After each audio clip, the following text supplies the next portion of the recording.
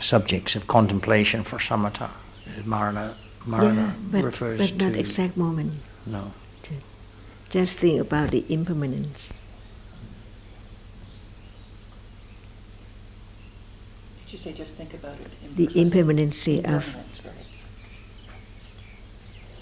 like now, see? Upajjaya, Santati, Sharata, and Anicca. Yeah, all the time. No one knows. Each rupa. Each. But since the rupa lasts longer, that's why 4 stages. Right. It's 17 moments of citta, right? Yeah.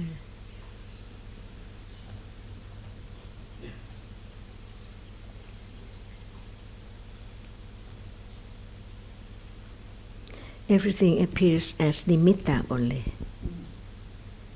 The arising and falling is so very rapidly.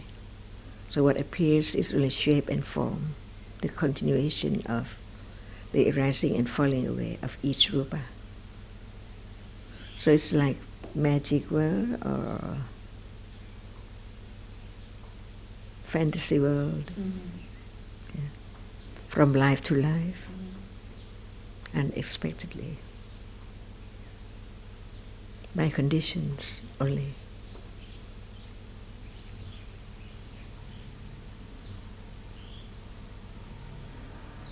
No expectation for that which is seen now, heard, thought about. Each word of the Buddha should be considered carefully, otherwise it's impossible to understand his great wisdom at all. Just one word, Dhamma. See? No one at all. Only different realities. Conditioned, arising and falling away, unknown for how long ago, and will be like this for how long. No one knows, as long as there's no right understanding, led by the development of right understanding from one word to another word. Otherwise, we think that his great wisdom is so very common, everyone can know just about birth and death. But what in between? Nothing. Yesterday, nothing. Now, nothing. Tomorrow, nothing. Exactly the same, from moment to moment.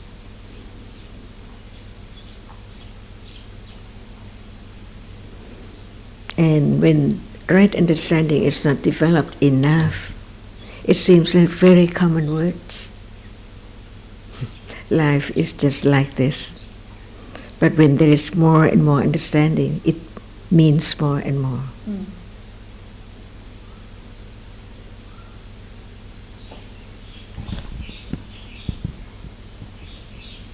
And the moments of Just check that mic's on.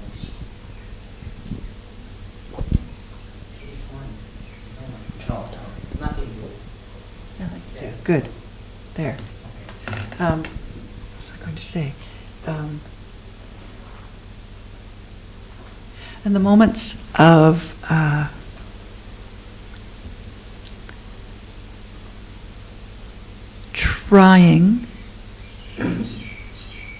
trying's not the right word. Yes. We think sometimes that we are not looking for, not expecting, and yet I find it becomes more and more subtle, recognizing more and more subtle expectation, and looking for or trying, and that really letting go of all of that is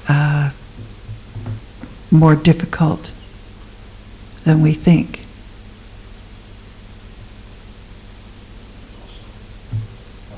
Impossible to let go of it until as a something to be done. Yes, Is impossible. you can't. You can't do. No. So it's just as understanding is developed. Yeah, there's more letting go. understanding. there's more letting go, but I find that there's also more recognition of there are more, I'm not saying this well at all.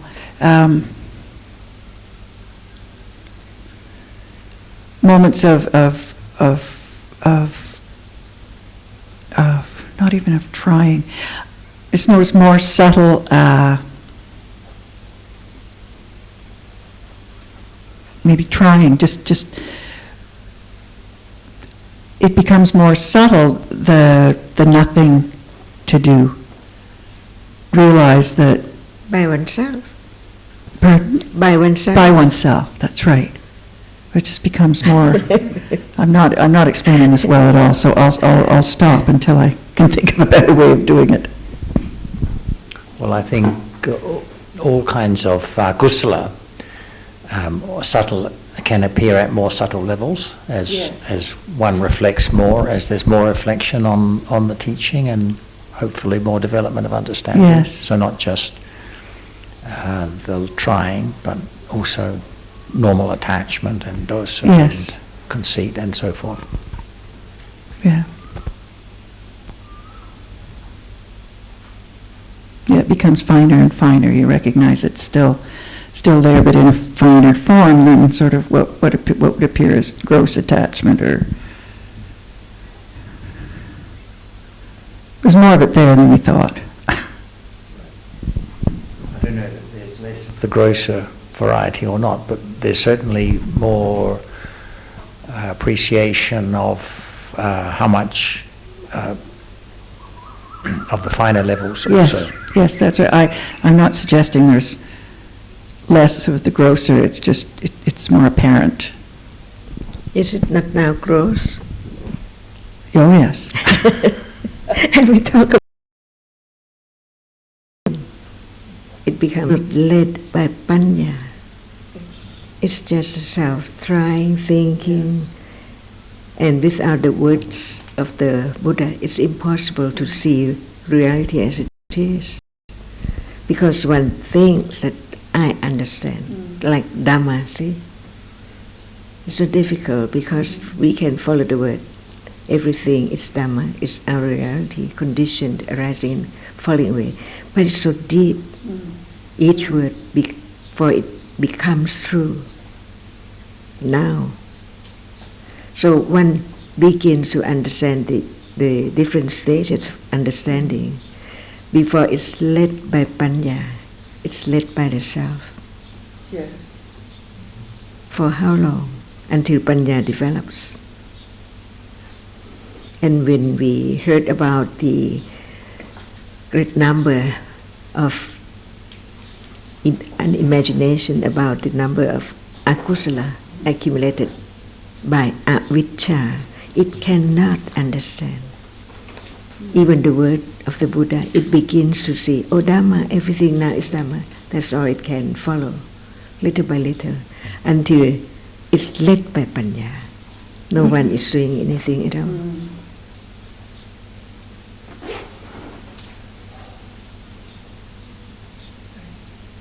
By then, panya appears little by little, that it lead to more understanding of the word that one has heard before.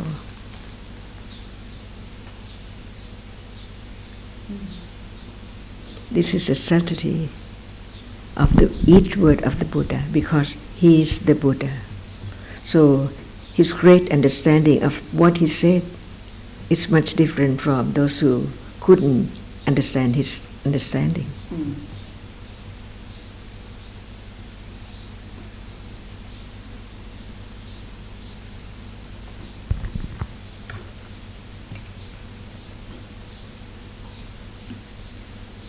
For example, those who concentrate on breath, what leads them to those moments? Avijja, not understanding, Dhamma, see, just a reality.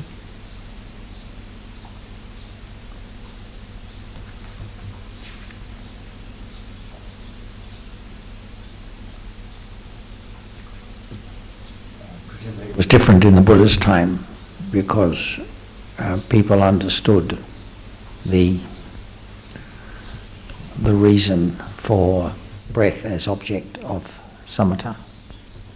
Do they know? Do they know about samatha? They do. In the Buddha's time. In the Buddha's time. By conditions, in the Buddha's time. But today, by avijja.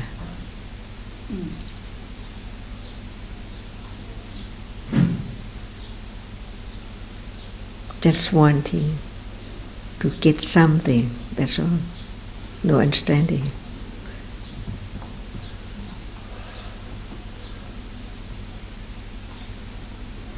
We were talking a little bit about Kanti and also Kanti Jnana, and how without the development of Kanti with understanding, it can never be the natural way, the natural path, and how there's bound to be expectations and trying, and so the importance of Kanti and Kanti Jnana.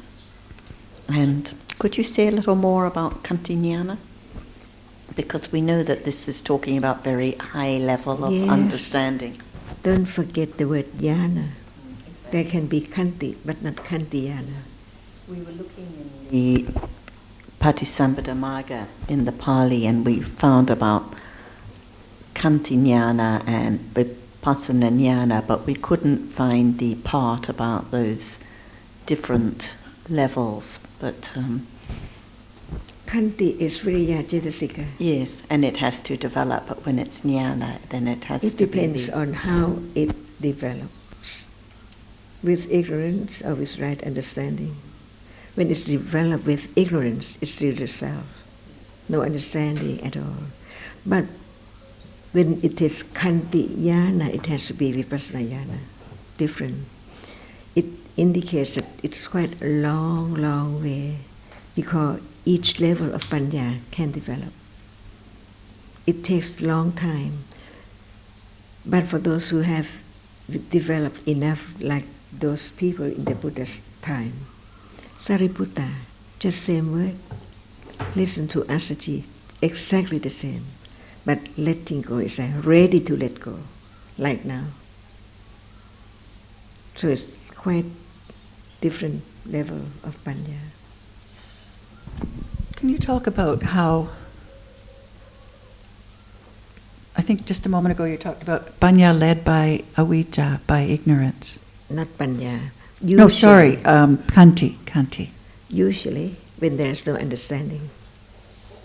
Yes. Because kanti is viriya cetasika. It arises with almost every citta. Okay. So it can be unwholesome. kusala and Yes. akusala. Akusala patience. Okay, Like, impatience, Yeah. yes. I knew that. So kanti, virya citta. Virya Virya ceta- cetasika yeah. is kanti. Uh-huh.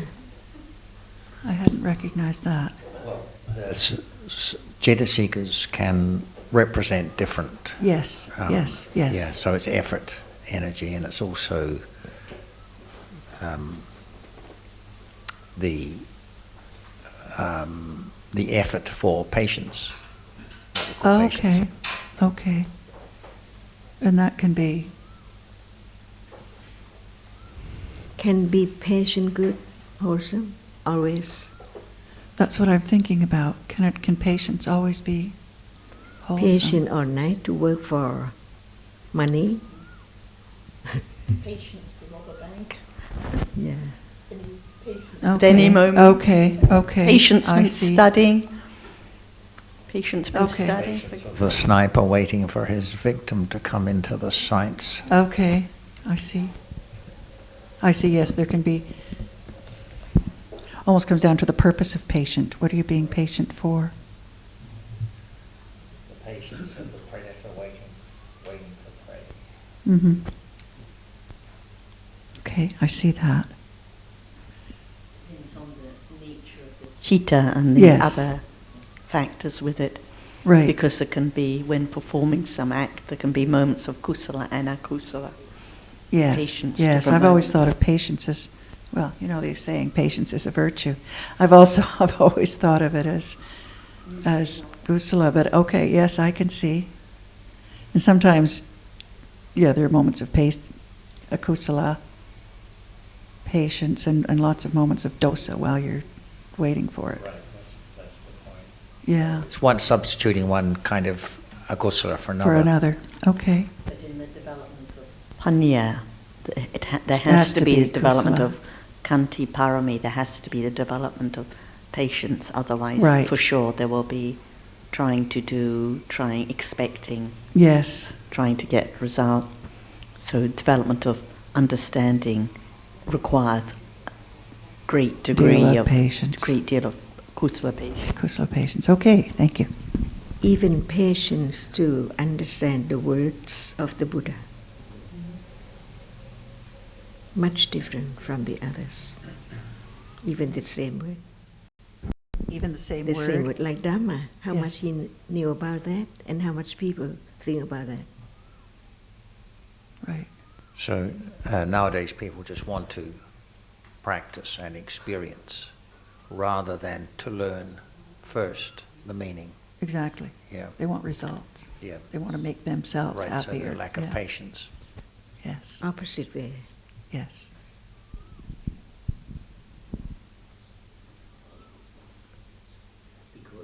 Excuse me, Whittier is one of the Pakinikas. It's one of the, it rises regularly and obviously can be kusala or kusala. But Ajahn, what I always understand, what's the difference between Chandaraga and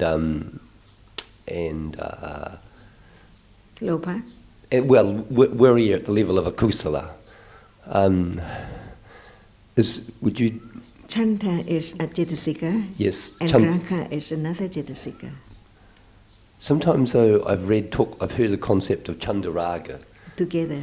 Yes, together. Because whenever there is Raka, there must be Chanda, according to accumulation. So how would you differentiate Chandaraga when they arise together and Vidya when it's together. a kusala? They go together. Oh, go together. Yeah. The characteristics though would be different. They follow one another together. Like Chanda for this and attachment to that object. Or Lopa and then Chanta, different accumulations. People have Lopa but different Chanda. Right? True. Earlier on, Ajahn, you were talking about the object to undeveloped wisdom appearing as a metta. When say wisdom is stronger, when panya is stronger, will it still remain as nimitta, the object? That is thinking. Right. Yeah, because whatever appears, panya just learns to understand gradually, not try very much to know it at once that it's only nimitta, but to learn to understand that just arupa cannot be experienced directly at all. So very rapidly arising and falling away. So it's normal, usual to be seen as something, but understanding begins to go deeper, that what is seen is just the composition of rupas. Just learn to understand reality, not try to see it.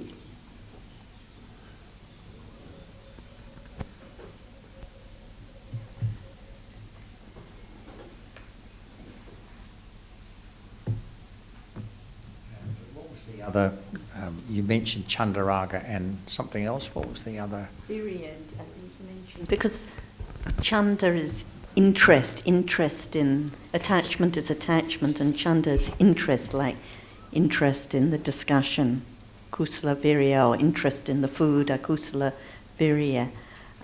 Chanda, and then virya is effort, so quite different from Chanda. So virya is effort, but Chanda is interest, having interest in the object in a kusala or akusala way. So if it's akusala way, then it's akusala virya with it, and vice versa. So when Ajahn said it depends on the accumulations, what kind of Chanda, it means what there's an interest in at that moment of attachment. So even though it's attachment with chanda, different interest, depending on accumulations and depending at each moment.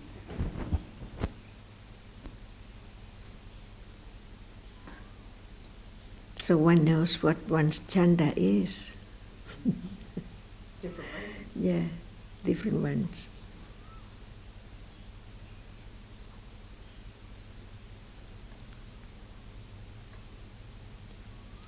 At the moment, chanda has an interest in understanding chanda, and that's where.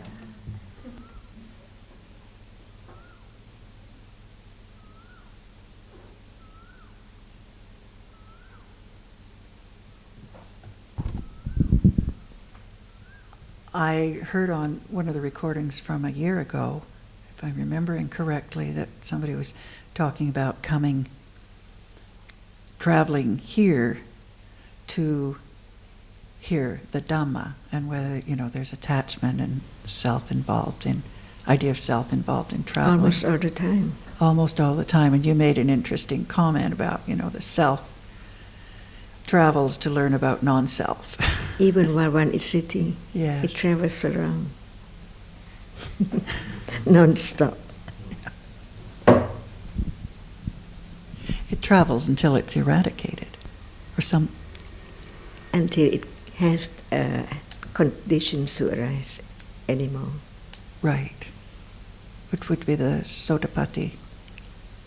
Anymore means arahata, not at all. Not at all. Okay. This is a point that people sometimes raise when the comment is made that any kind of meditation involves an idea of doing something to get more understanding, and they retort by saying, well, you travel long distances to have your discussion, so isn't it the same thing?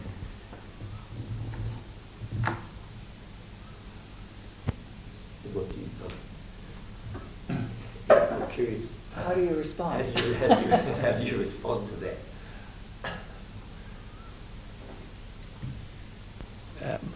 The way I see it is that I'm not here at the moment to have more understanding.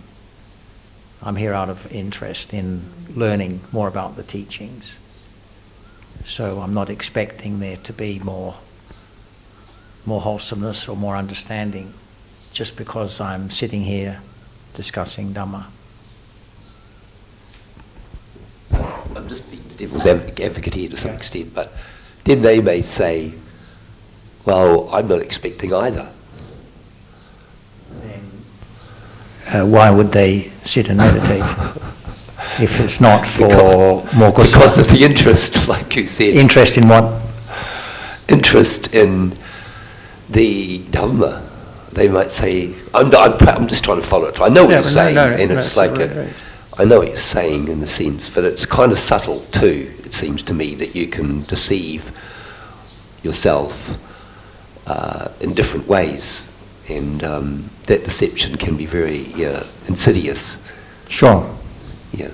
So, but are we interested in the Dhamma as such? Ideally.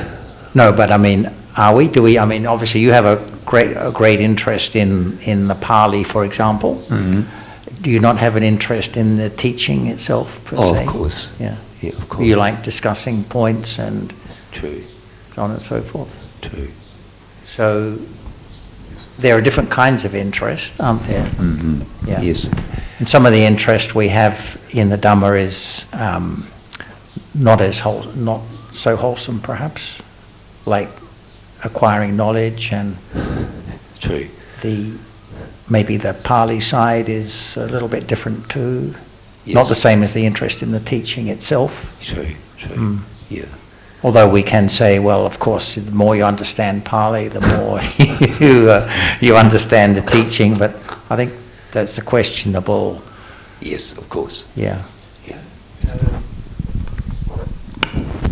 It's on all the time. Yeah, another aspect is that we come here to listen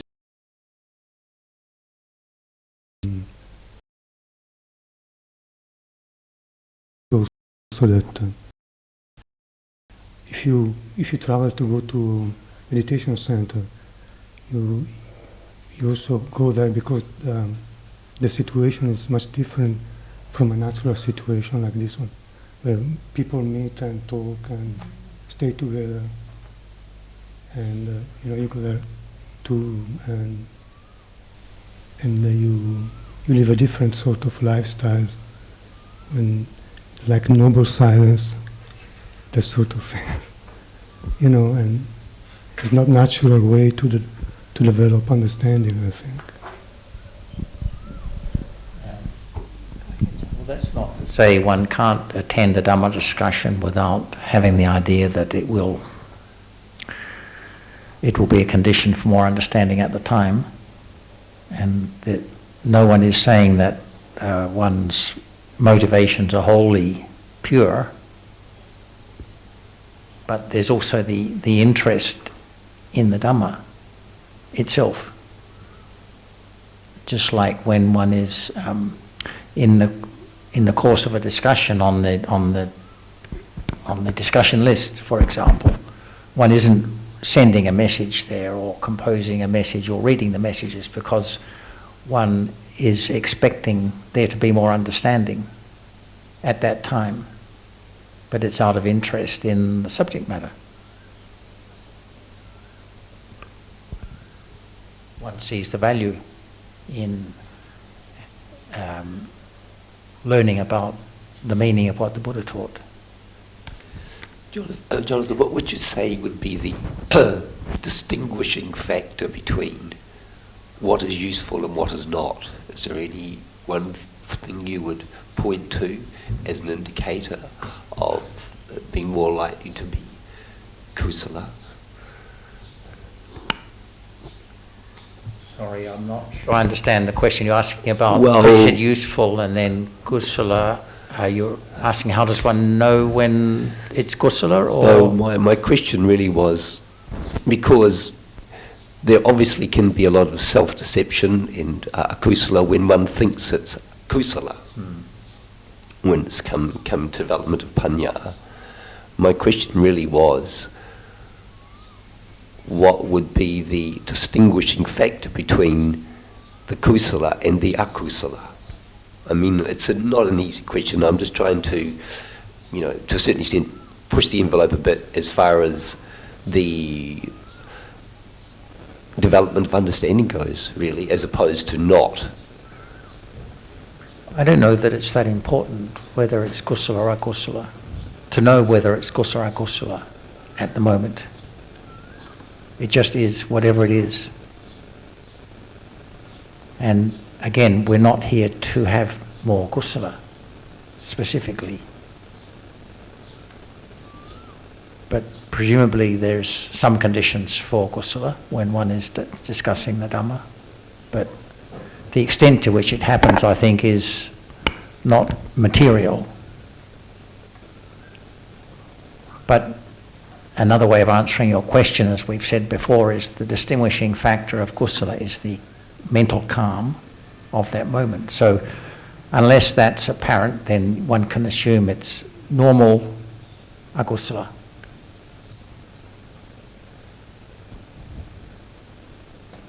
I don't think one makes any assumptions about the level of kusala because one is here joining in the discussions.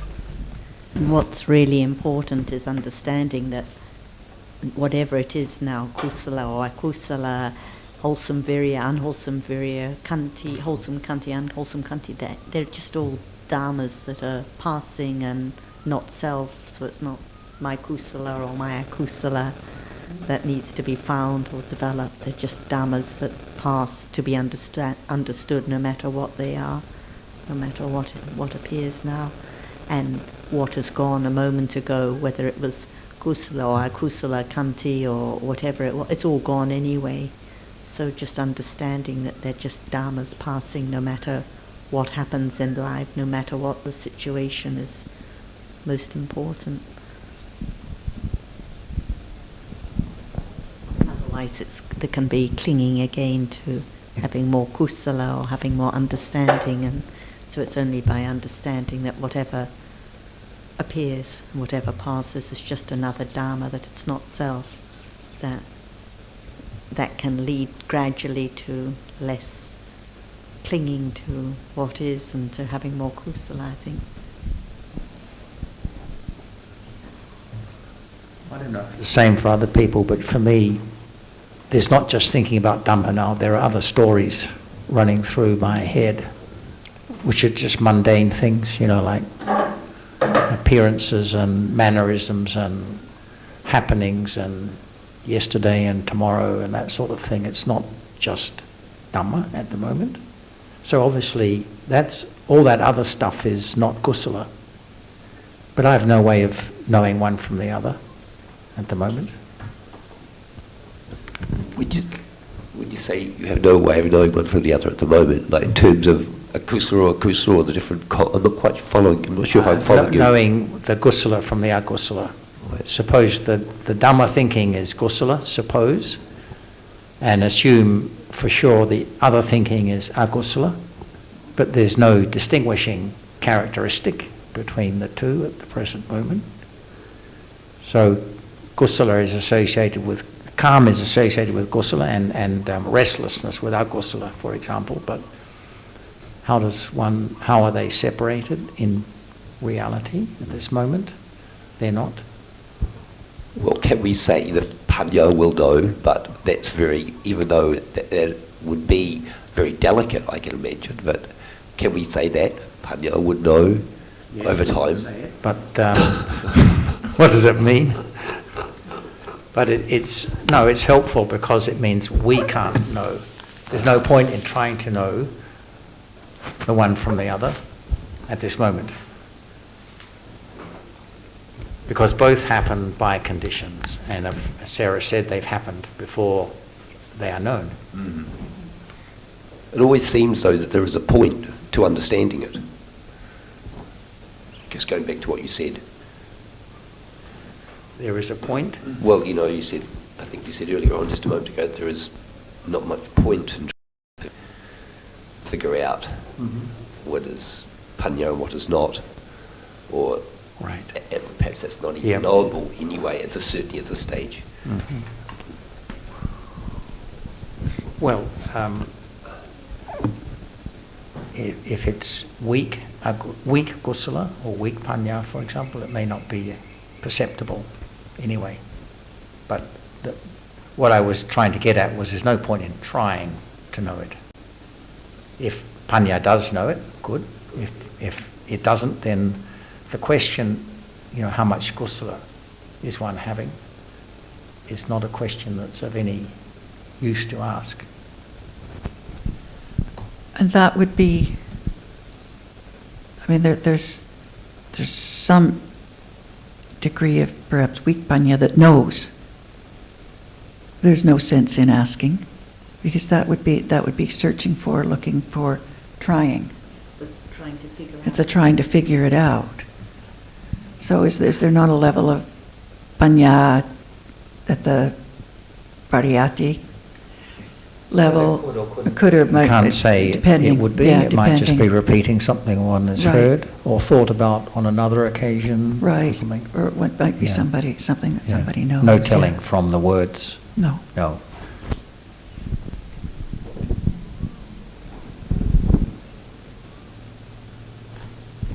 But that's the way it works, doesn't it? That there's some understanding or previous thinking from what one has heard that knows that the subtlety is deeper and deeper. Well, I think the Buddha gave the simile of the adze handle, and that to me means that kusala and understanding included, or awareness, can grow imperceptibly, so that its development is only apparent in review or after the event. Its development is only apparent after the passage of some time. Yes.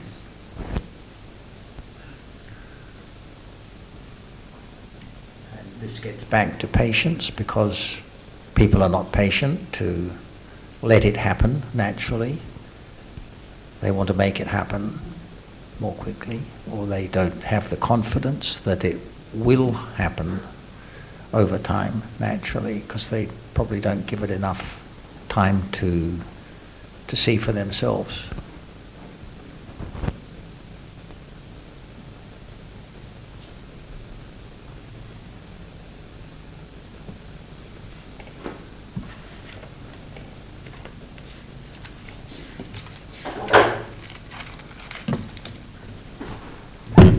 John, I have a question about the Satipatthana Sutta, and we were talking briefly about the different papa, the different section under Kayanupasana, starting with Anupanasati and including the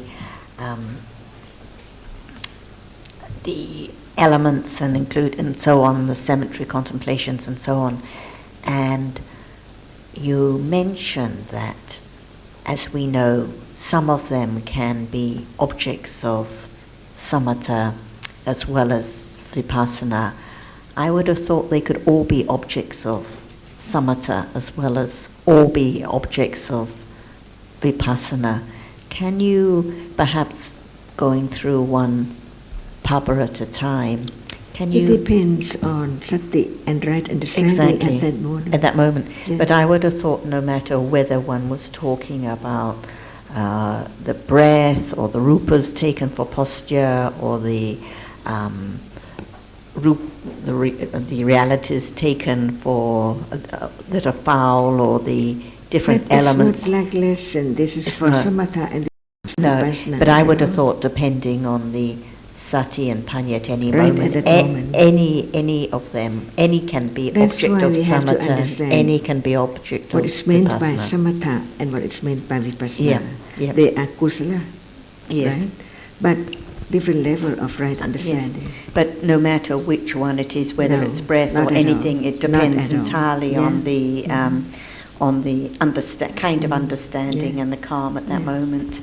So that when you said that only some can be object of samatha, any can be, because there can be even any wise reflection of any kind on any dharmas is But also when we can be just object talk of about samatha. different realities, it's divided.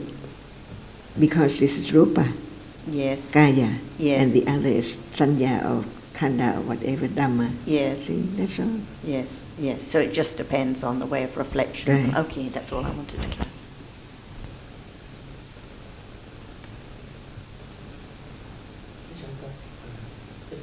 Could you use the microphone?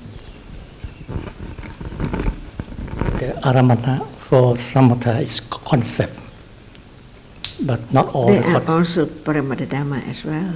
But Paramata Dhamma is vipassana because the state and Samatha can have reality as its object as well. Usually concept, but it's the object, Vijnananchayatana. but the way of the what? The understanding is different. Okay. Yes.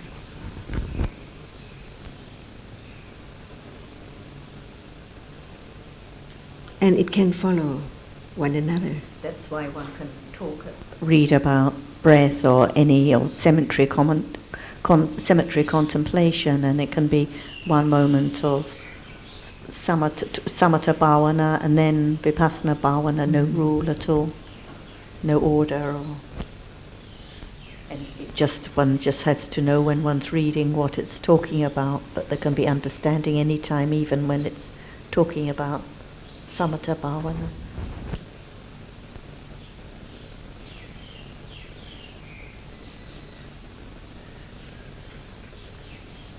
Otherwise, one might mistake samatha for vipassana and vipassana for samatha, even because of the object is the same.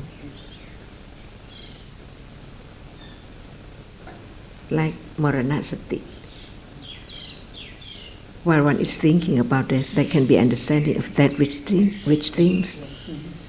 Or like walking in the cemetery, there can be reflecting about the cemetery and death, but there can also be understanding at that moment of thinking then and there, any time. Depends on understanding, level And- of understanding. And one knows whatever is written or whatever is taught by the Buddha is about the development of satipatthana, about understanding of reality anytime, even when it's reflecting on objects of samatha. And of course there can be moments of understanding, visible object, seeing, as one is walking in the cemetery or whatever. But what I'm not understanding, and I don't know much about samatha, So in please terms of. talk about samatha. Do you want me to talk So about that there will be samatha? more Okay. understanding. Pardon? That Yes. it's different from vipassana. It's different from vipassana. Vipassana knows the object, understands the characteristic For example, of what is appearing now. For example, if we talk about hair or nails, now, Yes. what about citta? Kusala or akusala in the beginning? Akusala. Akusala. When we talk more about the foulness of these, I'm sorry, when we talk more about the foul, the flowers, okay. Foulness. Foulness, I'm sorry, foulness. yeah, then it's not at level of understanding, it's not self. Correct. So, but we can talk about it because it's kusala. To Yes. see the danger, the foulness. Yes. Yeah. So when it's vipassana, it does not select any objects. No rule that I'm talking about samatha Yes. or vipassana because of the understanding of vipassana. Mm-hmm. But when there is no understanding of vipassana, one might mistake that for vipassana. Yes. So any kusala moment is samatha. Yes. I understood that. But it's not as strong as when there is more kusala. Mm. When it gets stronger and stronger, the tranquility can appear, Yes. but not vipassana. Yes. That's why the selection of breath, see, no understanding Mm. of breath as it is. Because there's no understanding of the object, of the Not, characteristic. as not self. As no, not just self, breath. that's right. Yeah. Right. And I selected at that object to concentrate Yes. on that. That's right. So Okay. no idea of non-self, no idea of reality. Mm-hmm. But you see that each word of the Buddha is so very subtle, very, very deep and very, very great. Even just one word, Dhamma, how much understanding is there? See? Mm-hmm. Until Arahata, Yes. the same word. And not ordinary Arahata, Samma Sambuddho. Mm-hmm. So when he just said Dhamma, the wisdom is much different from usual. Yes. That people can get it. That's dependent on the accumulations of those listening. Of Panya.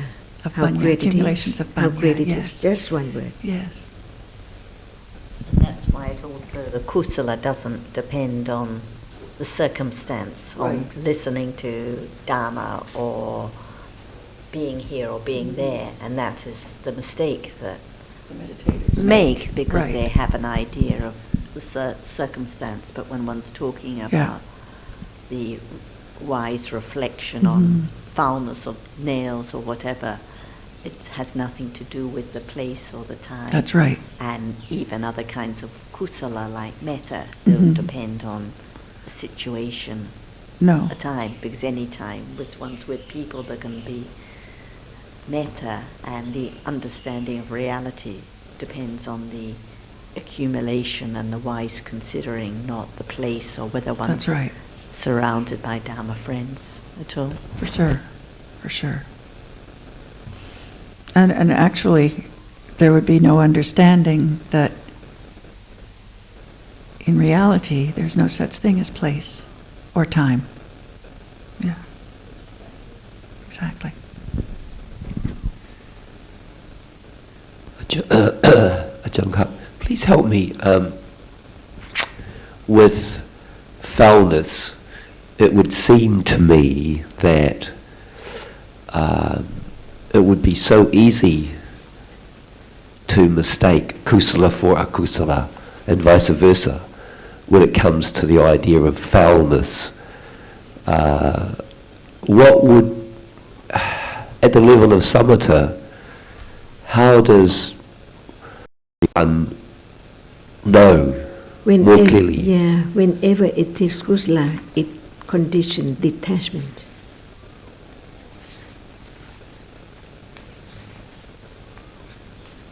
That's why even samatha needs right understanding as well.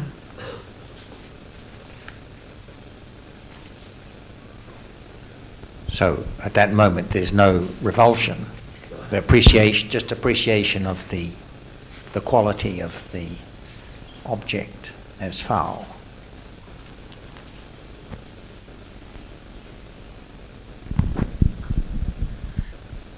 With samatha, for instance, of foulness. It's not easy. No. Because we can see a piece of hair in the soup. Yes. All that. Yes. Yeah, no understanding, no kusala, just hatred or Right. disgusting. So it needs to be kusala samatha. Samatha can Samatha only be cannot be kusala. kusala. Yeah, it can only be kusala. Is it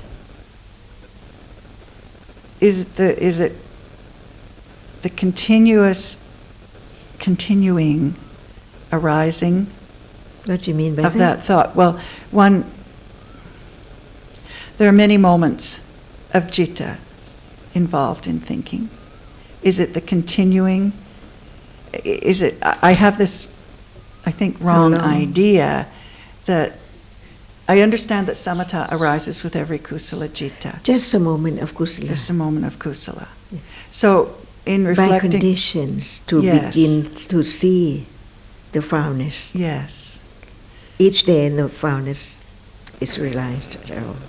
I'm sorry, skin, each moment in life. Yes. Today, there is no beginning of the foulness of hair and skin, No. and not yet, until by conditions. Until by conditions, correct. And would the moment of samatha with foulness of the object be Conditioned short, to have conditioned. such understanding. I'm sorry? It's conditioned to have such understanding. Oh, I see. Such understanding. Yeah, daily life. Okay. Very little at a time. So in Just for the, some The understanding moments. of the foulness, that it is yeah, foul. yeah. Yes. Very rare in a day. Very. Rare in a Yes. day. Yes. Even that. So Maybe what none about, in a day. Yeah. Yes. So what about right understanding? See? And there's that right understanding of Whatever appears yes. by conditions. Yes. That would be vipassana. From the very beginning, No. it's the beginning of the development of vipassana. Yes. To understand different moments. Yes. As with awareness or without Yes. awareness. Yes. So that would be the beginning of understanding of a moment with samatha. No, I think that it's a matter of panya all the way from hearing to Yes. understand what is what. It's comparing the possible occasional moments of samatha, which you were asking about, but she then switched to understanding of realities, because we've heard about that also. That's, yes. And either may occur Right. during a day. By conditions. By conditions. Yes.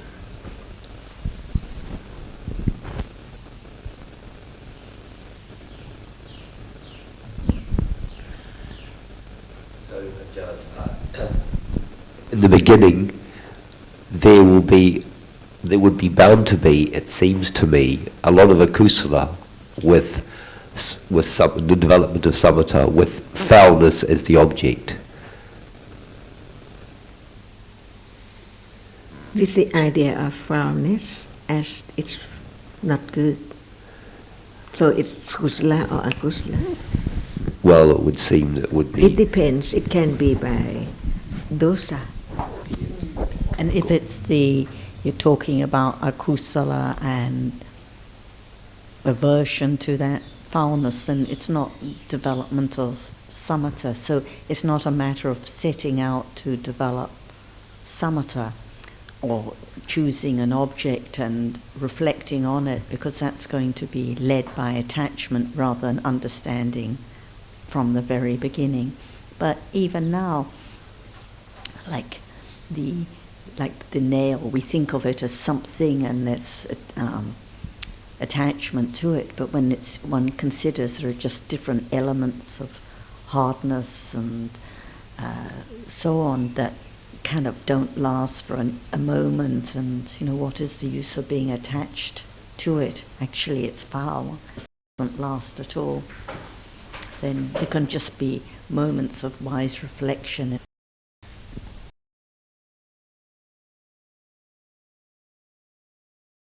Meaning what? Well, I was imagining at the beginning with the development of samatha, when relationship to foulness. But that indicates or implies a choosing of a particular subject matter for samatha. Yes. And Sarah's just saying that's not what we're talking about. So, because at the moment we don't see the parts of the body as foul, generally speaking, like the nails or the hair or teeth or whatever. So there is no samatha there, because they're not of that particular kind. So it would have to be by having one's interest stirred up by conversation or whatever, that there's another aspect to things that we haven't considered yet. It takes a long time to see that. I'm not quite sure what you say, another aspect of things. The foulness. Oh. What is now taken to be subha, sukha, beautiful, we understand intellectually is actually foul, and we've had one or two examples given, but that doesn't change our perception of those things at the moment. The teeth, the hardness, like Alberto was mentioning, each of those elements is decaying as soon as it's arisen, and then we have to maintain it, we have to go to the dentist, we have to clean them, we have to look after them every day. Actually, nothing beautiful about it at all.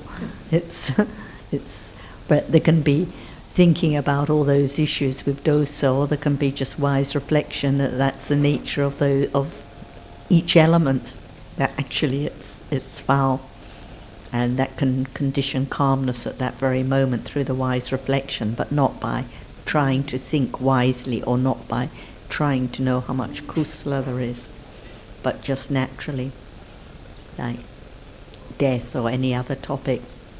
There can be natural thinking wisely and calmly, or there can be thinking of akusala, but so it has to be natural again. Otherwise, if it's selecting an object and focusing on it, trying to have kusala, for sure it's just going to be the self and wrong practice again.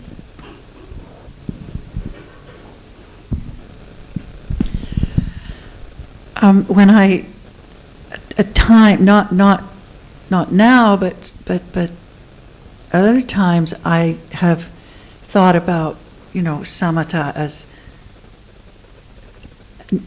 an incorrect practice. There's nothing correct about it. But for instance, when we were in Sri Lanka at the temple in Colombo, and the monk at one point asked all of us to take a few moments to meditate on metta, and that's clearly wrong.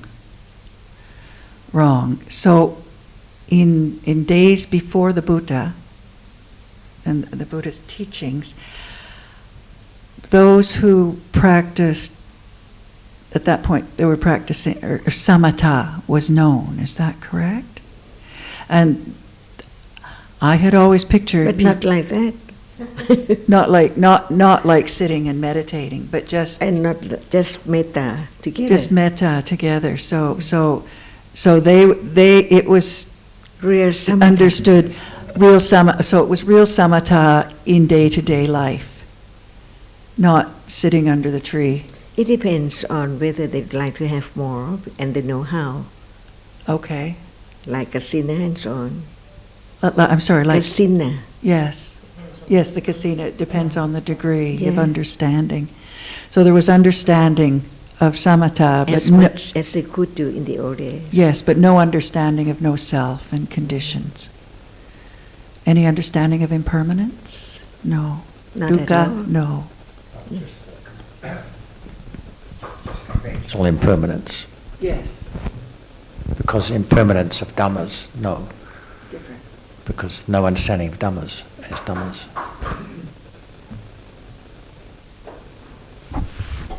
Example, there could be the understanding of impermanence of the elements which are called teeth and how they are foul, but it's not the understanding of those dhammas as dhammas.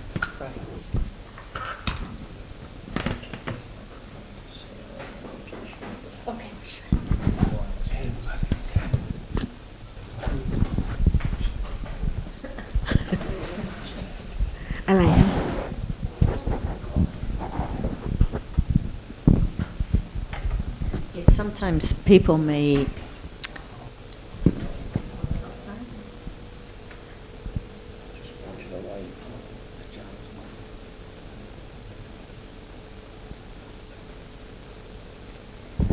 people hear a comment that is made, such as those who see the danger of attachment to sense objects may want to develop samatha in order to be removed from sense impressions. And then it sounds like they can choose to develop samatha because they see the danger of attachment, but this is not what the meaning is. Their own wrong understanding. Yes, it can be misunderstood. So perhaps it would be better to just say that through understanding the danger of attachment to sense objects, there is the development of samatha, because it's not like I can choose to develop samatha at all. Right understanding their condition. Without right understanding, no development of even samatha. Sarah, I'm not seeing how understanding the danger of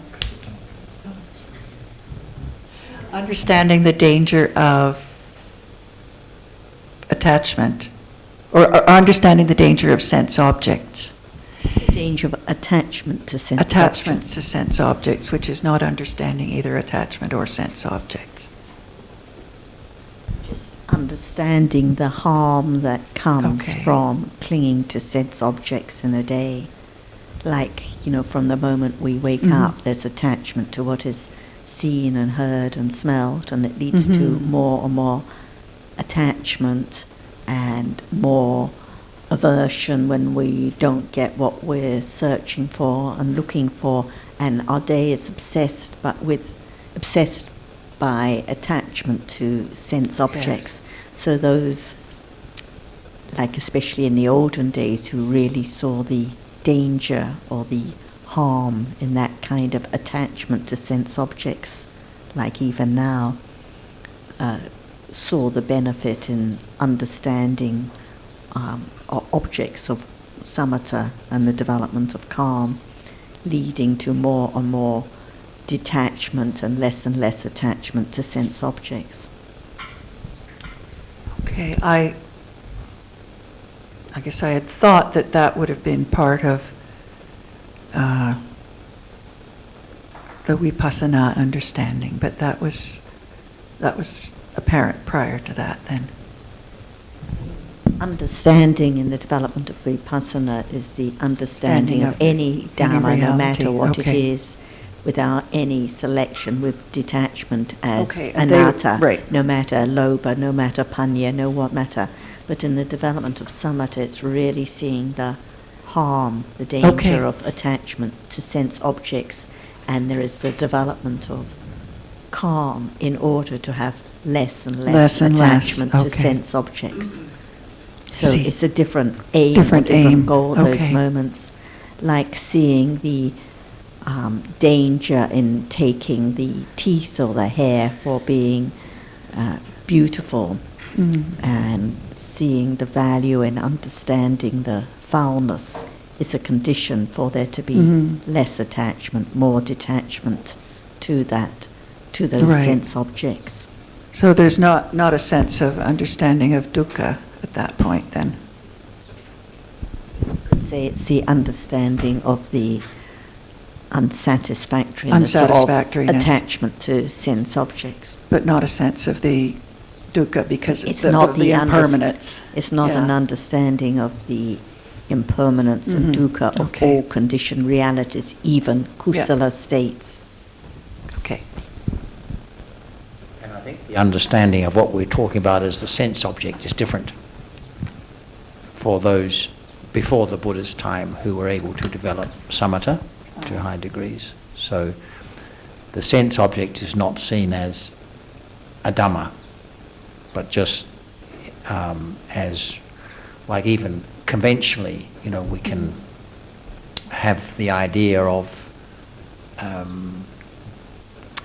attachment to what is being seen. That's the eye door, as different from attachment to what's been heard, sound, music, and so forth. There's nothing to do with understanding the nature of dhammas. So the idea of what is experienced as sense doors is different for the person who is able to develop samatha but hasn't heard the teaching about realities. Yeah.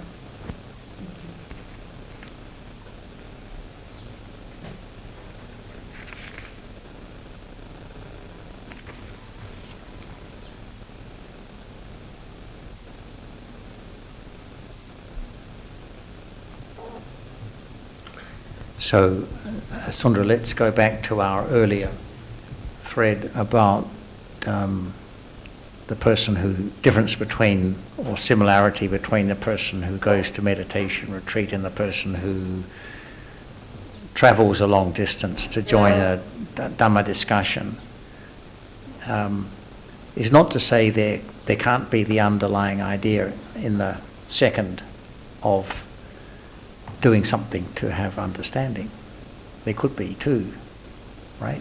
And to that extent, of course, then the whole experience is coloured by wrong motivation. But it doesn't. There's no rule that those who attend Dhamma discussions, don't have any idea of developing understanding by doing so. What do you mean by doing so? By attending the discussion.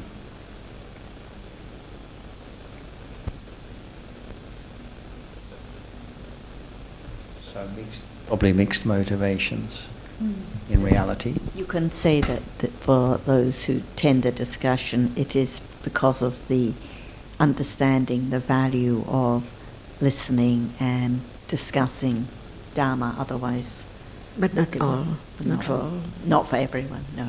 So it depends. People who come along for the first time, because they may have a very strong idea of, this is maybe the way to do it.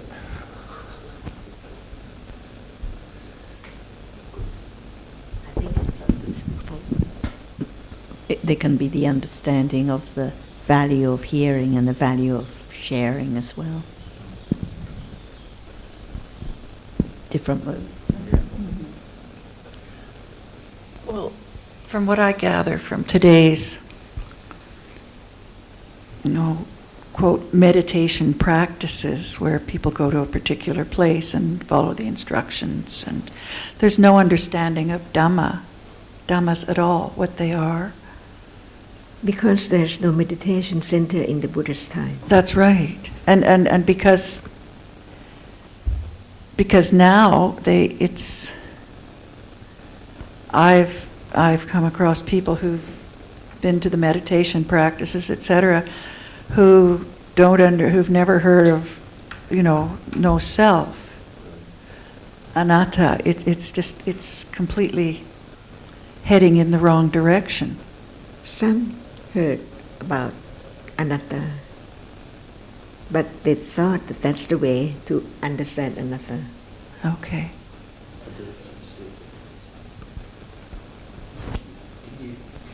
Elaborate, John, when you said, For I've just heard about example, anatta. anatta is a very common word. Yes, of course. Everyone knows the meaning of anatta, Yes. but the way to understand anatta is wrong.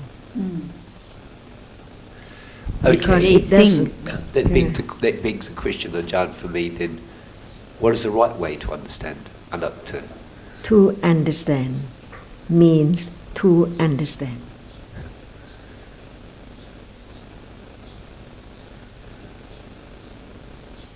And I think one of the biggest...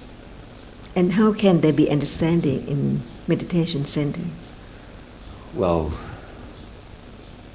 yeah, we know that Because there's not no... even in the Buddha's time Yes. at all. No one went to meditation center because there's no meditation center. It seems to me, John, one of the big things when I speak to people is absolutely no idea about the difference between concept and reality. Absolutely no idea. So it's going to be impossible for them really to develop. They just repeat the word anatta and then atta.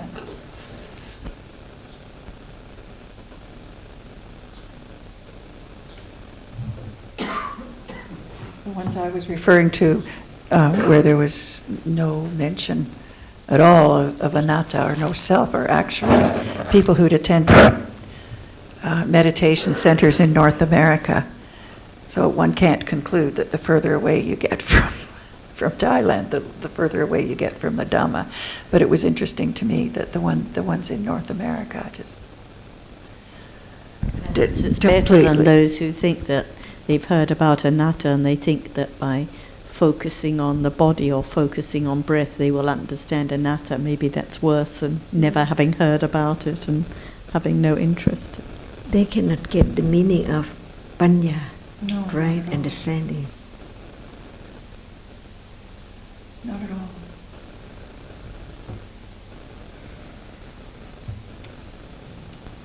all. From our experience on the discussion list, it's apparent that for many people the idea that hearing what the Buddha taught and considering it as being a condition for the arising of understanding is very difficult to grasp. Very careful too. Must be very careful. Yes. Studying. Yes. But it's, for some people they just can't seem to get their head around that, and maybe they get stuck on the idea that it's concept, conditioning, understanding, which to them seems anomalous. I'm not quite sure I understand. Sorry. Comes up quite a lot. I'm not quite sure what you're saying. That concept, conditions, you made a statement just then. I'm not quite sure I'm following it. I was repeating what some other people say. Yes, I see. When we explain that the key to understanding, as given by the Buddha, is hearing the teaching and considering it as a condition for understanding to arise, their retort is, well, that means that concept conditions understanding. Right. Yes. Yes. Which is an understandable interpretation, in a way, but yeah, I know what you're saying. So then what do you suggest beyond that to assist to get to the other place, so to speak? What would you suggest? Patience. The important thing is right from the very beginning onwards, like your question before about panya, it has to be real hearing and considering about different realities. So instead of be wondering and fixed about whether or not there's panya, but the more hearing and considering there is about seeing now, what is seen now, different dhammas, because one experiences and one isn't experienced, and what is seen is just that which is seen, not a thing or someone, and seeing is just the reality that experiences, not I see or anyone sees. So one doesn't even have to use the word panya, but through considering wisely about different realities, that's the way that understanding grows. Without understanding about realities, just talking about understanding what is real or understanding life or truth, there can never be any development of understanding. So there has to be careful considering about different realities repeatedly and often, in many different ways and many different aspects, and that's why the Buddha talked so long about khandhas, ayatanas, dhatus, to teach about seeing in different ways, to teach about what is seen in different ways, hearing what is heard in different ways, because that's the only way that understanding can grow. I think just further answer to your question then, Jonathan, what would I do? I would certainly be looking to tease out more the difference between concept and reality. But for myself, I found that very helpful to have a better understanding, and I suspect that's so with many others, but we're all different. What they're focusing on is hearing the words as a condition for the development of understanding. So the words are the concept, but see, concepts are the means of thinking and communication, that's all. But it's the understanding that has been developed in the past that is the condition for the arising of more understanding when one hears an explanation of the way things are.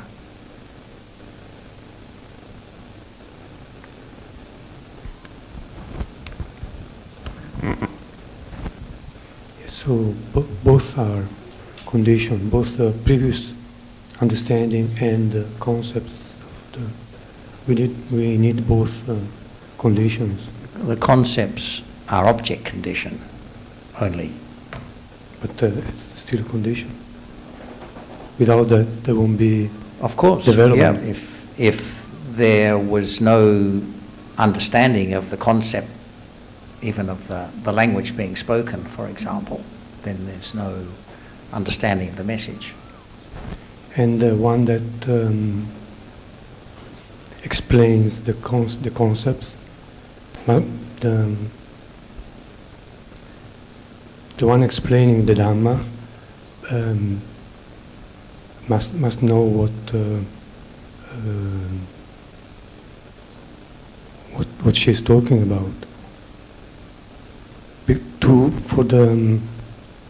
For the concept to be of some value to the listener.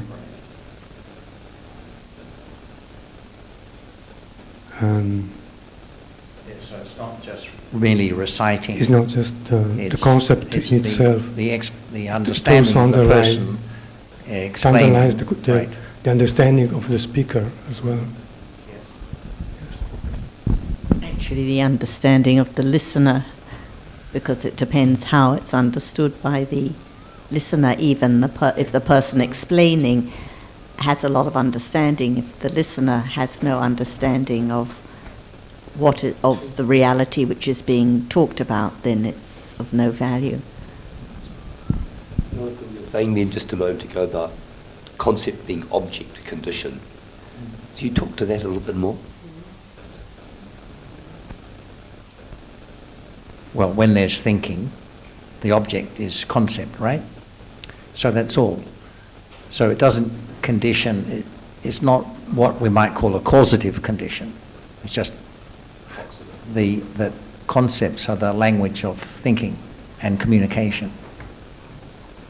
It just means it's experienced. It doesn't do anything. The concept isn't a condition for understanding or for anything. It just them to thinking, it's the object, that's all.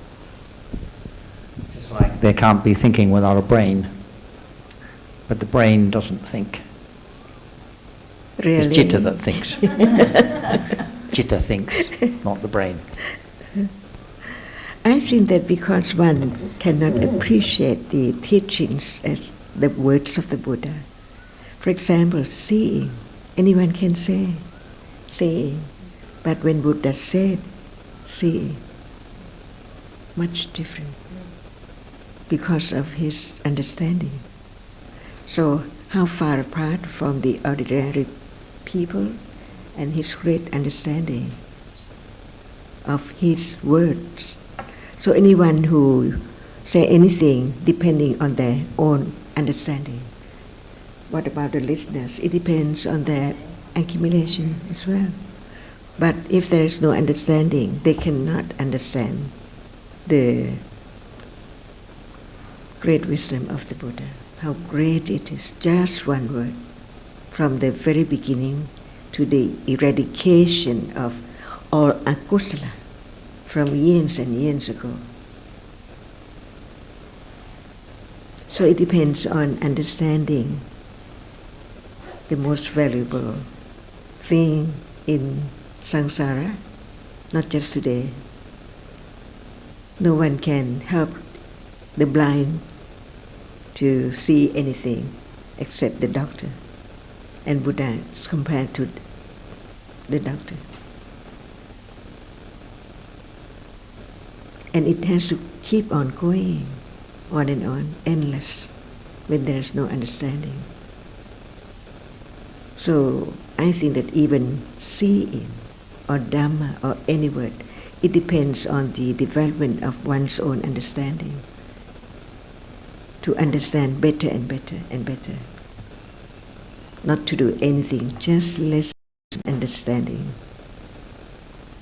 the truth of the word. For example, seeing now is nothing, means nothing, but it is the word of the Buddha. It's conditioned, it arises, it falls away instantly, succeeded by many, many moments of seeing and other doorway until it becomes something like permanent now. But actually, how can there be the understanding of each particle or atom or whatever, the smallest reality, which has to arise together and fall away, to be conditioned for a next moment again and again and again. That's why just one moment cannot return, never to return at all. Pass on from Bodhisattva and becoming the Buddha. Every moment is just like this, unknown. So understanding is the best thing in one's life.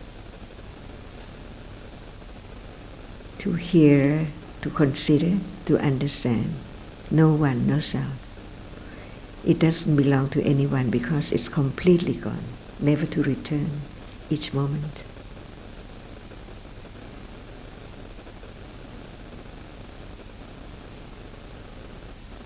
And so much to understand, like what is samatha and what is vipassana, what is what, until it's led by panya to understand this moment. Otherwise it's a self and attachment, just want to know, thrive different ways. No understanding of now, arising and falling away. Can this be enlightened? See, it can. Panya can, only panya. So panya understands what level of panya is there, whether it's only intellectual understanding or now it's led by panya, no more, and less in the self to do anything. That's way to understand better and better about non-self, no one, only realities, arising and falling away. Because Panya leads to direct awareness. When it's not Panya, it's a self trying different ways, samatha or concentration or what. It does not lead to understand reality right now. And this is the difference between levels of Panya. I have a question from Nina. She mentioned that many times you mentioned with regard to vipassana jnana that it appears well, the object appears well, and you said it's not right to translate this as it appears clearly. Can you say more, and is there a text? Does seeing appear well now? See, so it has to begin. Understanding has to Not clear yet. because it has to be, in order to appear well, it has to develop to be very well. And why do we say that it does appear well? Because not sufficient understanding developed. Because it's gone all the time, unknown. Yep. And why is it not right to say this? And that means not well. Not well. Mean correctly, it appears Or, as it is. yes, as it is, little by little. So it could be very weak. Very, but very it's weak at level as of it is. intellectual understanding. Just heard about arising and falling away. It's gone all the time. It's referring to the understanding and the level of understanding. Right. And the reason that you said it's not right to translate this as it appears clearly is because... Not yet. Not yet. Yeah. So it has to appear well before it can appear clearly. So it's not. Otherwise, there cannot be vipassana jnana. Yeah. So it has nothing to do with the object at all. It's just referring to the degree of understanding. But you said that when it is vipassana jnana, it appears well but not clearly. What? Again, please. So the context was talking about vipassana jnana, and you said that when it is vipassana jnana, the object appears well. And clear. Well, no, because... because it is vipassana jnana, it must be different from the beginning. Yes. But Nina thought that when she said clearly, you said, no, that's not correct. It's well, even talking about vipassana jnana, but at that level it must be well and clearly. Because it's vipassana jnana. Otherwise, how can there be different levels of understanding? I'm not understanding, Sarah, your distinction between clearly and well and clearly. I think the difference is that the function of understanding is to see well, correctly. But according to the level. Excuse me, without panya, can it appear well? No. And if it doesn't appear well, then it cannot appear clearly. So it has to develop to appear clearly. And clearer by panya only. That's why less attachment to the idea of self, because panya begins to lead to all objects. And that's regardless of what kind of object, whether it's visible object here or visible object in the dark room, or whether, conventionally we say it's clear or not clear or anything. It's just referring to the understanding. Yeah, that's the point.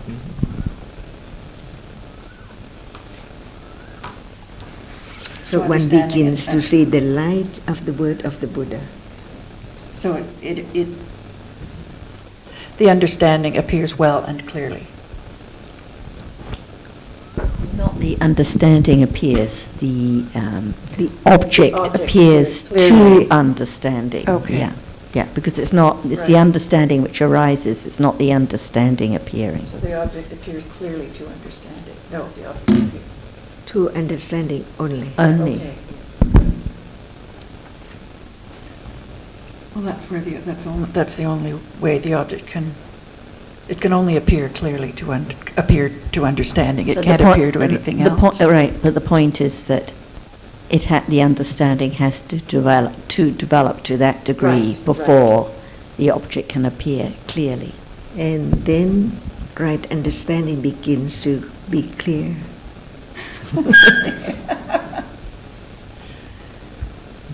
As no one, little by little until it's gone completely.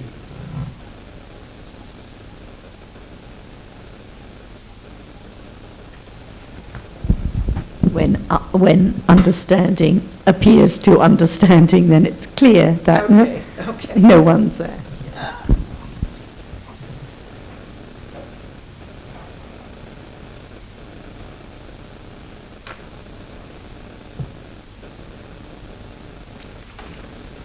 That's why it has to be natural, Yes. very, very natural. As natural as now.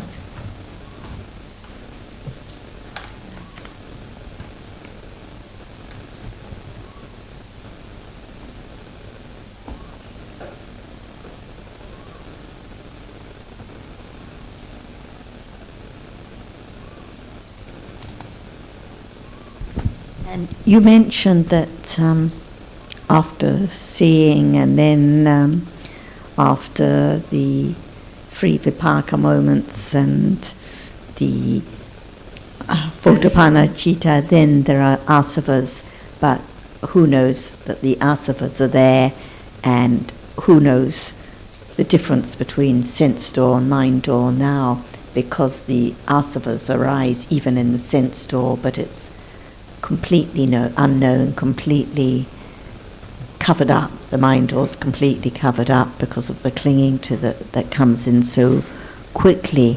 But if we just say that the asavas arise so quickly, unknown, and nothing is actually known about the sense door at that time, is that all you mean then when you say who knows about sense door and mind door? It just means that because of the We begin clinging? to see the difference of Panya of the Buddha and the others.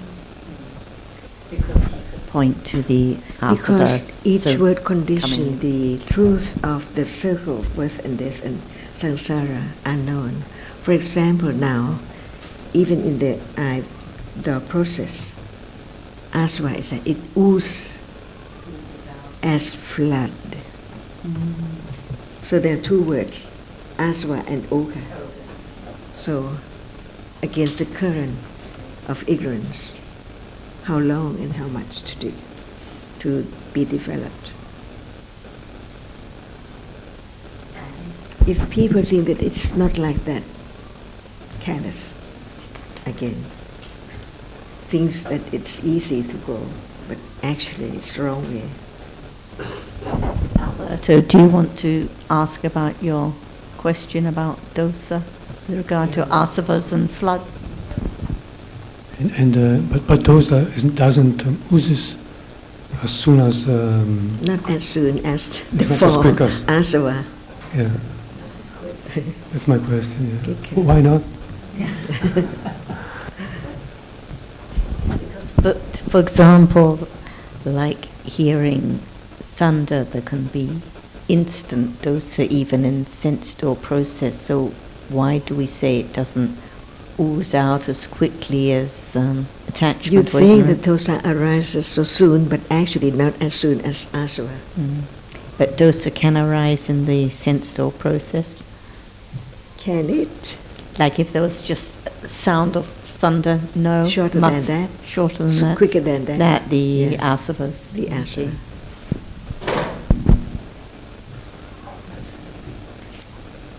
Attachment can rise in the sense door What kind process. of attachment, see? As soon as something appears, before that nothing. Mhm. But as soon as something arises, ignorance is there, Mhm. avijjasava. Yeah. And then there is the idea of being who experiences that, pawasava. Pawasava, the fall. Yes. Avijjasava and Pavasava. You said it's the idea of me. Something. Something. Okay, from nothing. And then something arises. Ignorance there. Avijjasava. As being, I experience that. Being. And then attachment to wrong understanding as it's me who experienced Tittasava. And then that is sensuous object through eyes, ears, Kamasava. That's all. Ooze, as soon as there is scratch on the rubber tree, suppose, it's all come out, very little. But it has to come out because of accumulation. As flood, just little to little, as flood. Now, it's now, flood. Olga. Ajahn, so I'm trying to, you're helping me a little bit. I'd like to help me to clarify the difference between Olga and Asava, because they're both, you've got 4 Asavas. Okay, we say that it arises 3 moments after Vipaka. How much is Oka? It's not Olga yet.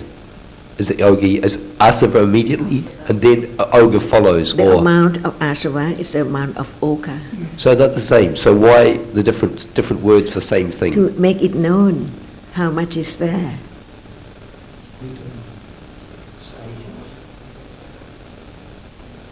That's not clear, Ajahn. Are we now flooded? Well, yes, in a way. That is just explain that because of what? Because of Asava.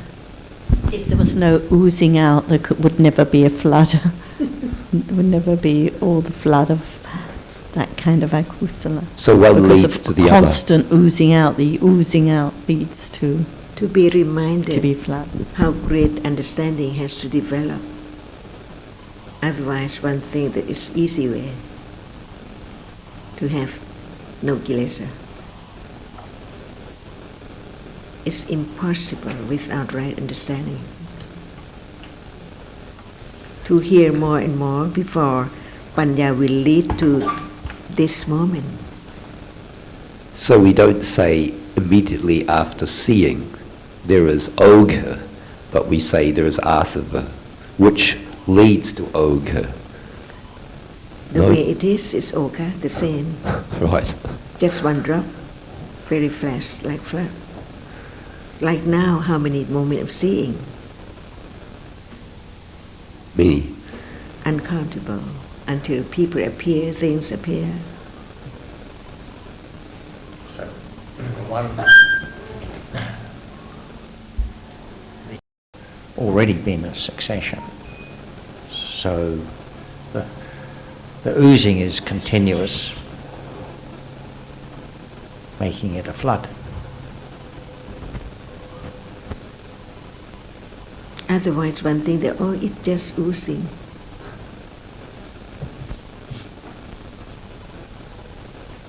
It's a really foul picture. This is samsara, unknown, without the teachings of the enlightenment.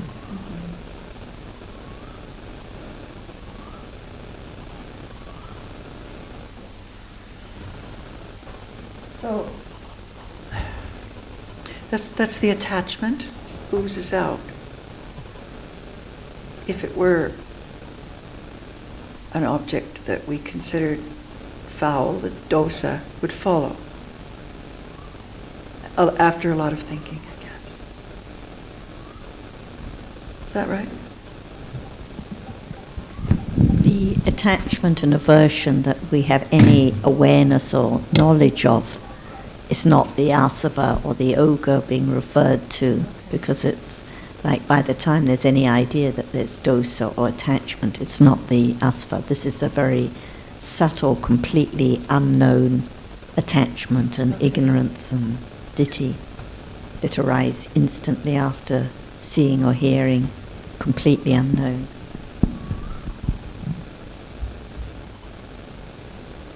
That's why only the arahat eradicates the last asavas. Okay. So the attachment that arises subtly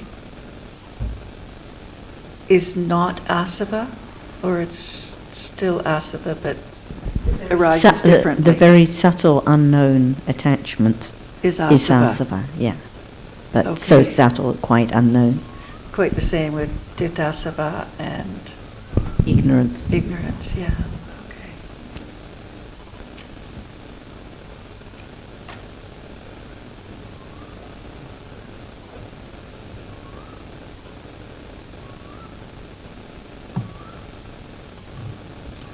Well, it seems to me there's attachment to seeing anyway, because one wants to Yes. go on seeing, Yeah. regardless of whether the object is pleasant or unpleasant. Yes. So perhaps there's a lot more subtle attachment than we imagine.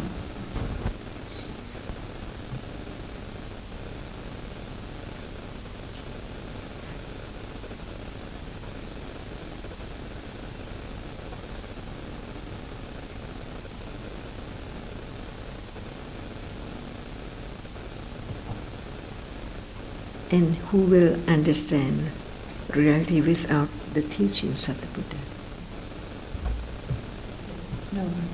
Impossible.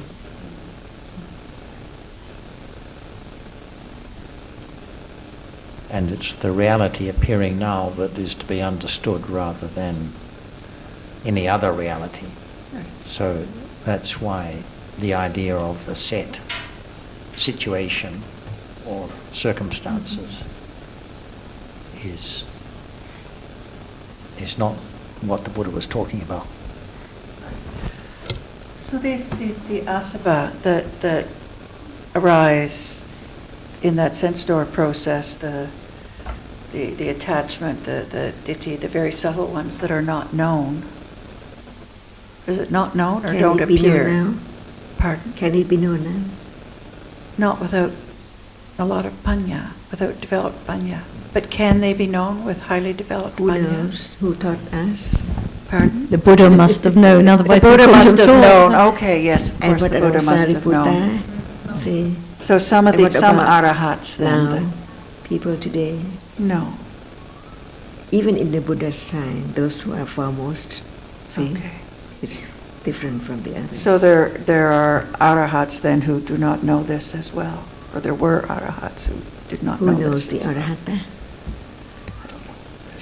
We can't ask. And they won't tell. Some of the things we talk about can be known, but a lot of them can't. Right. But it doesn't mean they're not important to Right. hear about. Right. Yeah, because they help explain other things that can be known. And they're nonetheless realities. Yeah.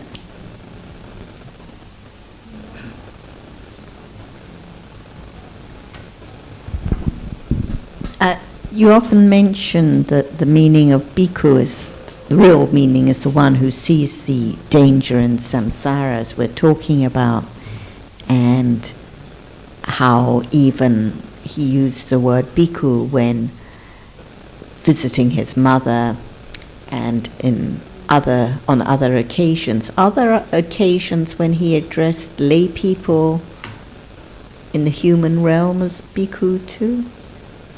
Bhikkhu is the one who sees the Danger in no samsara. matter where.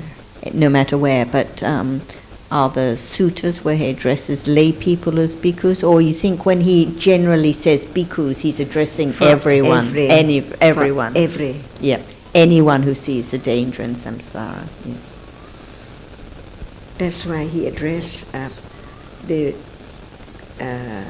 his mother and those. Anyone else in that realm, yeah. just anyone in at that time. In that realm. In that realm, at that things time, are where there were careful. no ordained monks, but he addressed everyone as bhikkhus, so it shows that bhikkhus is what is used to address anyone who can see the danger in samsara. Even in heaven. Yeah. Like in the Satipatthana Sutta, when he addresses people as bhikkhus, well, there are lay people there, not just monks, so anyone who can understand the words.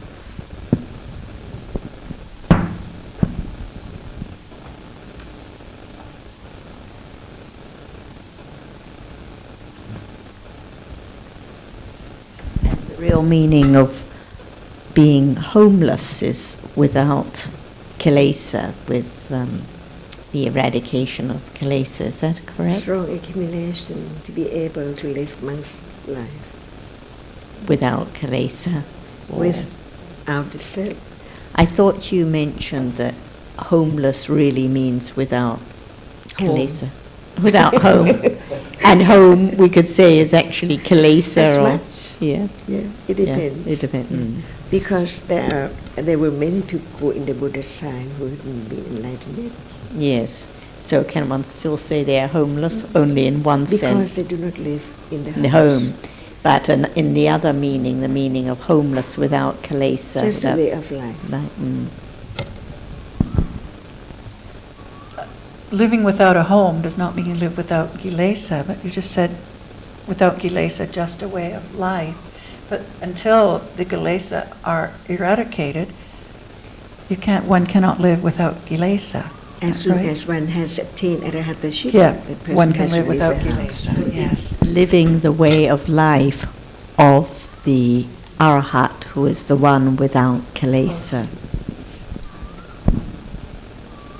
So the true or the good bhikkhu is the one who lives the way of life of the arahat. Right. That's the purpose of it, which is the way without kilesa. Right.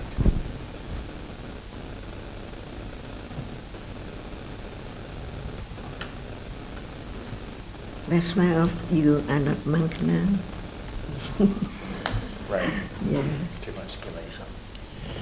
Yes. According to understanding. Dusty life is the life with a lot of kilesa, so the dust-free life is also the way of the homeless one or the one without kilesa. Sorry, what did you say, dust? Dusty life, but like the Buddha often referred to the dusty life, but then it mentions in the commentary that the dusty life is actually referring to the life of kilesa. Yes, you can see that. And kilesa is dust. Yes. Yes. Yes. Little dust in one's eyes, less kilesa, yeah. Much dust in one's eyes.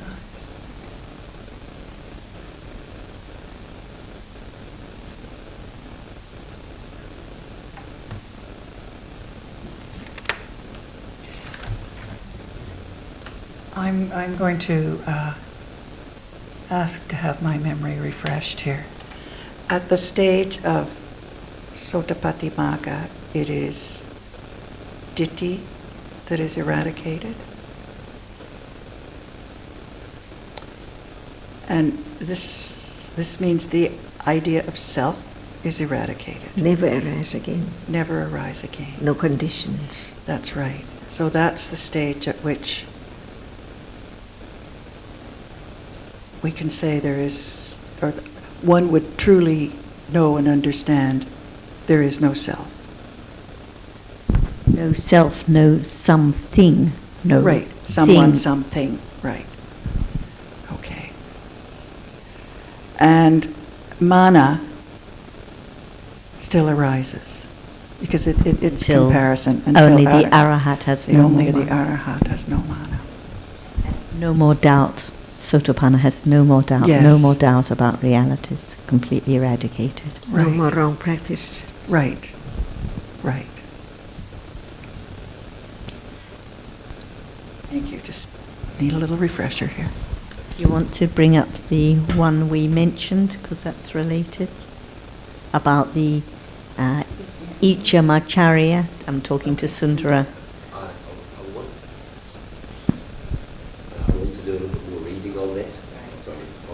A bit more reading.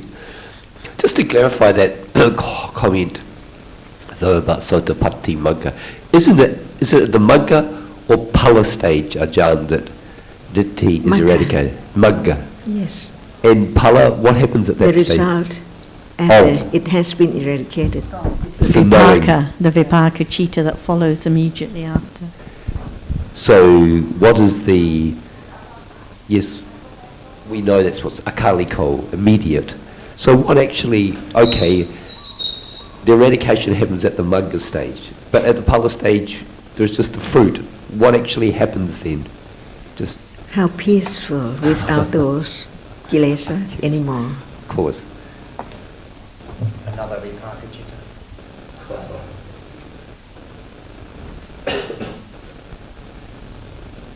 It's the understanding that arises with the Magga Chitta that eradicates the Kilesa. And the object of both the Magga and the Pala Chitta is Nibbana, so the fruit still has the object of Nibbana.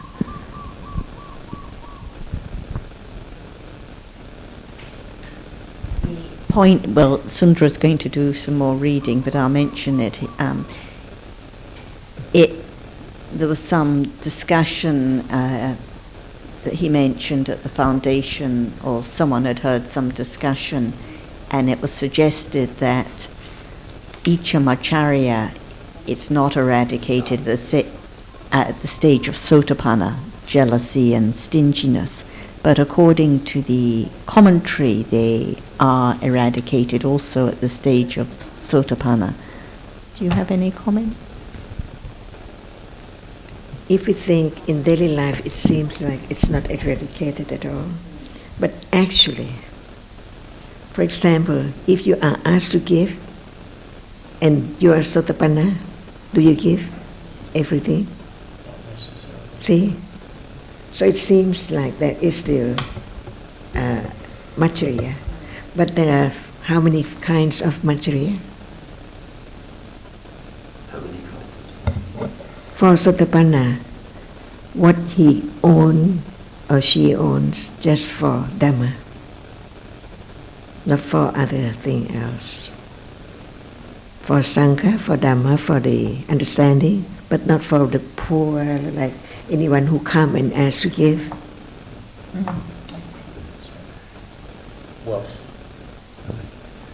Yeah. In actual fact, when you're saying that, Ajahn, I'm thinking of Upali when he became enlightened, and the people from his past, or when he was a follower of the naked ascetics, he said to his gatekeeper, "Do not let the others come into the door, only the bhikkhu and bhikkhuni." So just appreciating what you said then, that when he became Sotapanna, he said, I do not allow the others inside my house completely, only the bhikkhu and bhikkhuni. Yes. So he had eradicated, I thought he had no more Isa Macharya. Can we say that so when you said how many kinds of Macharya, you said how many kinds of Macharya are there? Awasa Macharya. Awasa Macharya. What is that? Oh, that's to do with living, is it? Awasa Macharya. Kula Macharya. So, Kula Macharya. That's family. And what else? I don't know. I've never heard those distinctions before. The most important is Dhamma Macharya. Oh, I see. No Dhamma Macharya. No, of course not. No. Saying, for example, when the commentary mentions Macharya and Isas, factors that are eradicated at the stage of Sotapanna, are you saying that just refers to certain kinds of Macharya, such as because Macharya is not Anusaya? No. It's not. No, Anusaya. I mean, of course, it depends on Anusaya, but only the Anusaya of Ditthi and Vicikicca are eradicated. But, so one could say some kinds of Macharya eradicated then, but... It depends on what you consider Macharya or not. I see, right. And it depends what the commentary considers it to be at that point. Check it again. Yeah. This is, I found the reference to, that I showed Sundra. What about if Sotapanna still have Macharya or has no material. If someone asks Sotapanna Yes. for everything Yes, yes. Will they give? Of course not. because of no material. But it might So not be. It might not be because. That's of, why we have to understand how many materials Yes. are there.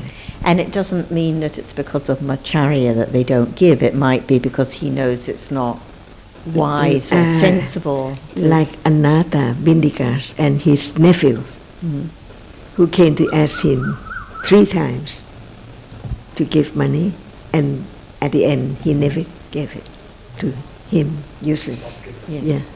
But that doesn't mean that it's because of Macharya. It might mean that he knows that he has a better That's what we purpose. mean. Better Yeah, purpose. So it's not stinginess. It's just that it's To like see if a you. child comes and asks you Yeah. for money, you don't give. It doesn't mean it's stinginess, but you know that it's not for the child's benefit, or you know that it can be used more wisely in another way. So I think that's not Macharya, that example.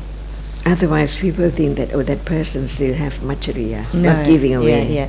So I think that's like the example of the Anathapindika. I don't think that's Macharya.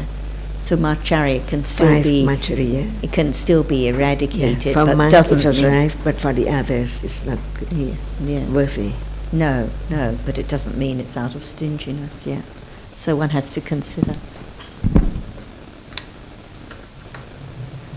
So it might just be referring, like in that example, to just others' perceptions, but actually Macharya has been eradicated, but one can't tell by the appearance. It doesn't mean that all the money's given away, for example.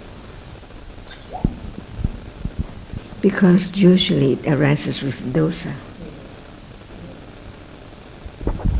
Isa, also jealousy. So all Isa is of all kinds is eradicated. Sotapanna, according to the commentary, I think.